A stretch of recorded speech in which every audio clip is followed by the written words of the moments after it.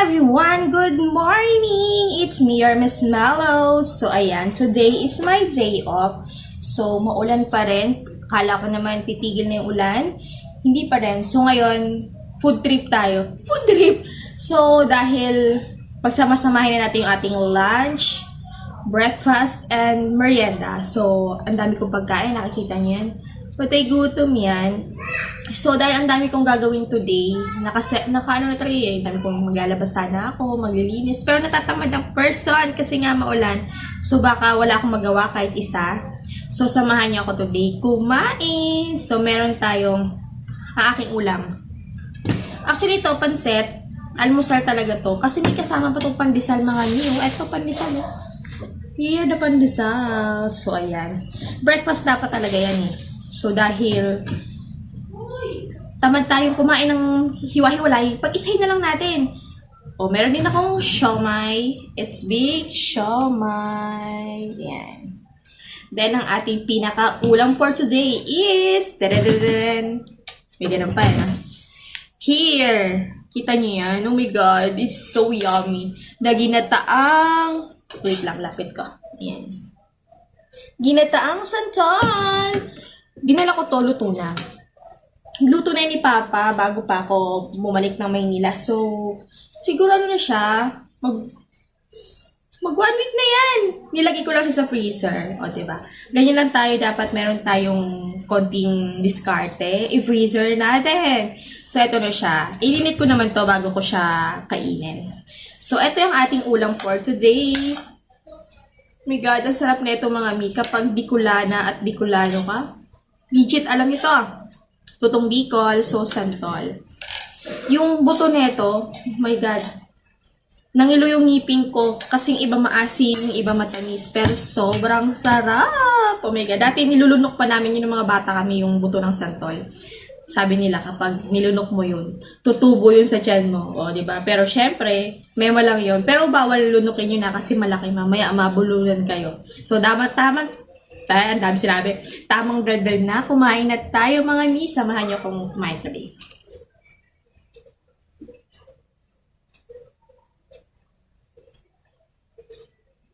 Thank you, Lord. So, kain tayo mga mi. Here is the food. So, ayan. Ay, ito sa inyo. Santol. My God. My God. I'm so excited. Actually, tikman ko naman na to nung nakaraang niluto. Nung unang luto.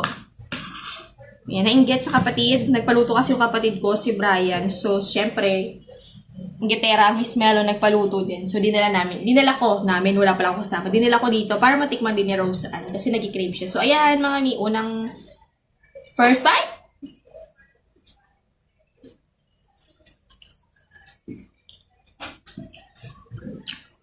Sarap. Sarap. Alam niyo yung hinahalo dito? Ang tawag sa amin nun, diniklan. Diba? Masarap yun. Tapos saluan mo siya ng baboy. Ang hinalo ni Papa dito ay, dahil sa amoy nung diniklan, no, parang bagoong lang din siya, pero ibang style. Pag umuwi kayo ng Bicol, or pumunta kayo ng Bicol, hanapin niyo yun. Masarap yun ah. Sobrang sarap nun. Mabantot lang, pero masarap. So yan, ang dami kong daldal. Sarap. Pag ito yung pagkain mo, mapaparami ka ng kain ng kanin. Sarap.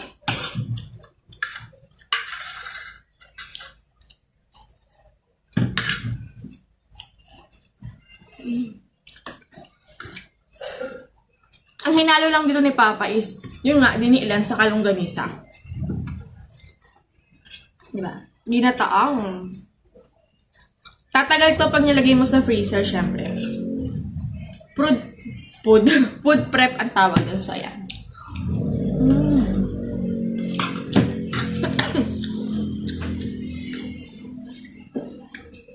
Ang gagal, no?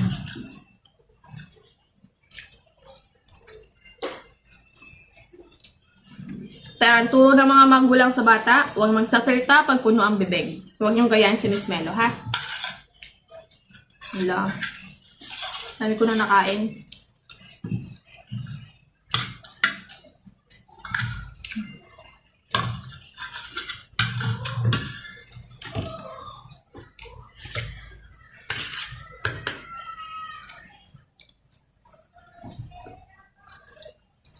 Actually, yung hot coal na to, nasa isang tab yan eh. So, hinati-hati na namin ang luto. So, pangalawa na to, meron pang isa. Susunod na ulit yan. Pag nag-crave ulit.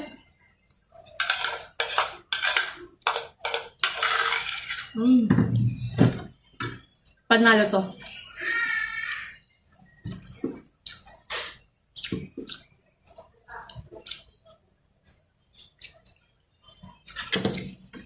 Sobrang panalo yun. Sarap. Galing talaga maluto ng tatay ko.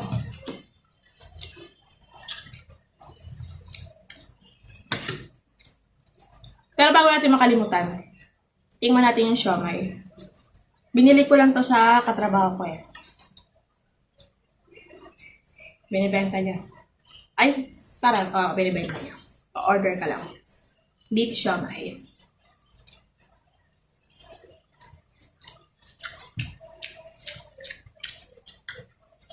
Actually, masarap din siya kasi umorder na ako nung dalawang beses. Ay, isang beses pa lang pero dalawang balat.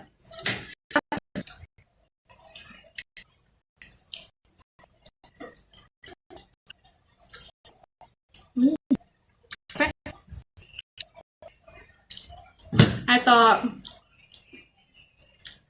kalma ka lang, diyan ka lang, mamaya ka na. Busog na ang inyong miss Melo. Langaw.